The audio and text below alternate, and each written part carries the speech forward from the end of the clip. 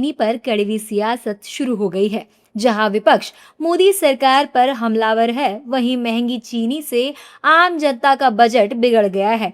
इसी बीच कांग्रेस अध्यक्ष मल्लिकार्जुन खड़गे ने सरकार पर तीखा हमला बोला है।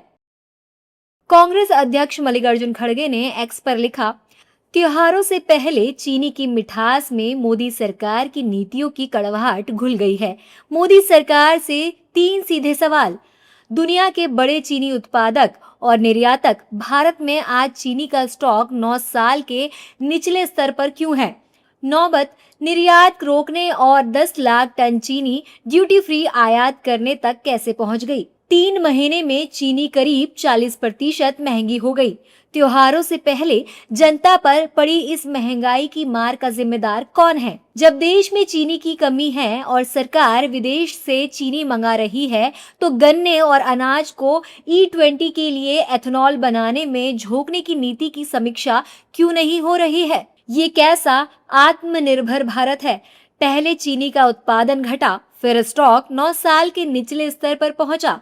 अब विदेश से चीनी आयात कर रहे हैं और दूसरी तरफ गन्ने को पेट्रोल में मिलाने के लिए एथेनॉल में झोंक रहे हैं।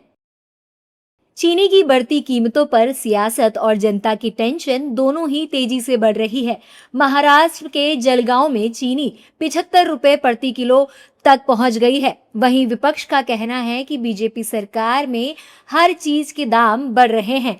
वैसे विपक्ष चीनी के बड़े दाम को एथेनॉल से भी जोड़ रहा है। सरकार मिलावट पे कार्रवाई करती है, ये तो मिलावट खुद कर रही सरकार, अब उसकी कार्रवाई कैसे करेगी?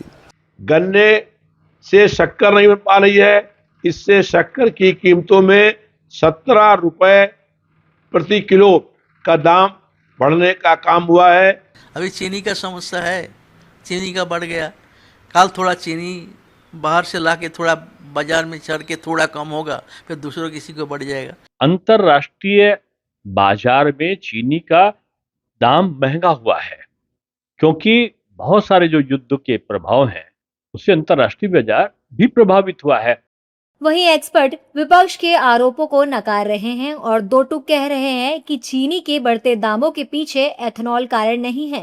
देखिए, जो अभी चीनी की कीमतों में तेजी आई है वो थोड़ी अप्रत्याशित तो है, लेकिन उसका कारण आप ये नहीं मान सकते कि चीनी का डायवर्जन इथेनॉल बनाने के लिए हुआ। उसके कारण जो है ये चीनी की कमी हो गई है और उसकी वजह से तेजी आ रही है। पहले हम बहुत ज़्यादा एक्सपोर्ट करते थे, 50 लाख टन, 60 लाख टन, लेकिन अभी इधर पिछले 2-3 सालों पे अगर हम आंकड़े पे नज़र डालें तो सरकार एक्सपोर्ट ना के बराबर कर रही है। लगभग कभी 8 लाख टन जो है करती है, कभी 2 लाख, कभी 4 लाख। तभी सरकार जो है एक्सपोर्ट करने पे थोड़ा कम कर दिया है।